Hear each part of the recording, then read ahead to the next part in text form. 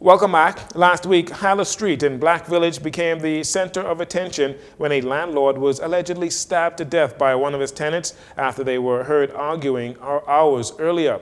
On Friday, that tenant, identified as Jonathan Bowleg, 41 years old, was remanded into custody, accused of the fatal stabbing of 57-year-old Jeffrey Burrows. Bowleg will return to court on January 24, 2025, for the service of a voluntary bill of indictment. Following the murder, Bowleg apparently returned to the apartment the next morning when he was allegedly attacked by a group of men who stabbed him to the head and upper body multiple times. Also on Friday, two 18-year-old males, LeBron Burrows and Troy Rowe, were charged with the attempted murder of Bowleg, and they were remanded into custody as well. Their case will be transferred to the Supreme Court through a voluntary bill of indictment. They return to court on February 28, 2025.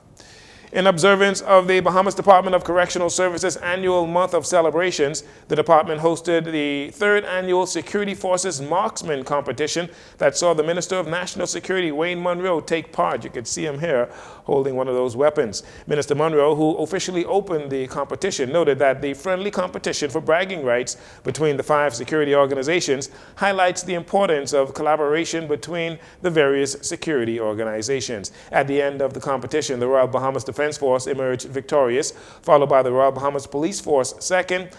BDOCs, that's the prison officers, they were third. Bahamas Customs was fourth, and the Bahamas Immigration Department finished fifth. Correctional Officer Delano Newton received the Security Forces Top Gun Award. Meanwhile, National Security Minister, he said that Cabinet has approved the construction of a minimum, high, and super maximum security housing unit at the prison, which will include mental health cells, a clinic, and a medical facility.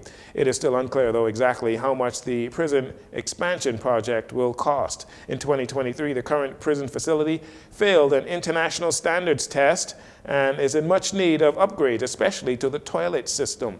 Minister Monroe admitted that upgrading the prison is critical to securing accreditation from the American Correctional Association. Disney Treasure, the highly anticipated newest ship in the Disney Cruise Line fleet, made a grand entrance at Nassau Cruise Port Tuesday ahead of its maiden voyage this December. The ship's arrival emphasizes Disney's long-standing relationship with the Bahamas and its investment in the Bahamian cruise industry. Disney Treasure was welcomed in grand style with a traditional water cannon salute by the Nassau Harbor Pilots Association as it sailed into port. The ship was berthed next to its sister ship, Disney Dream. Disney Treasure can carry 4,000 passengers. The Disney Treasure will make its maiden voyage from Port Canaveral, Florida to Nassau, Bahamas on December 21st. And finally, with the Murphy Knowles saga sparking national conversations, Bahamians are now placing more emphasis on the specifics of their retirement plans, whether for themselves or for their loved ones. Kanika Woods, a representative from the National Insurance Board, used the opportunity at BTC's recent Silver Blue initiative to give the elderly advice on reaching the age of dependency. The factors of contribution. There are some people they ask, oh, I've worked for government for 40 years and my benefit, it don't add up. What was NIB taking from you? What was the government paying for you? The retirement benefit is paid based on what is contributed. We can't give you what we didn't get. All right? The main factors of contributions would be the number of contributions paid, the allowable wage taken in the best 5 years of your work history. So they don't just go to John Doe and say, oh, John Doe was working, let me see 5 years when he was making $150. No, we take the best 5 years of your work life. We do that so that you can have the best possible benefit.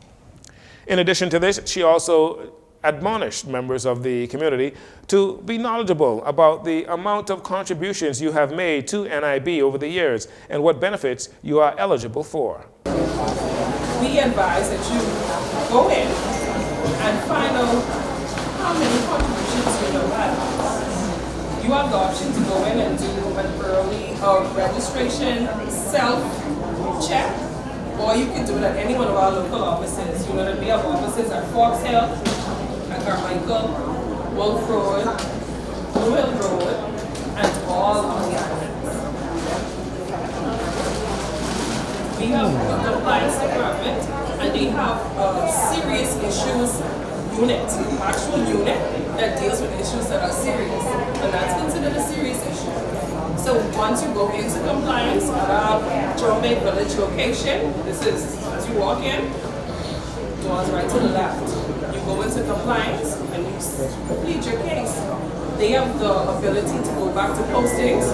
There's a document called a C10 that all employees are required to submit. So those C10s can be investigated. Also, pay stubs are. NIB officials are encouraging all contributors to the fund to be informed about NIB's policies. That will do it for your JCN Evening News. Once again, I'm Jcn Saunders. Thank you so much for joining us. This segment of the news has been brought to you by Sun Oil Limited.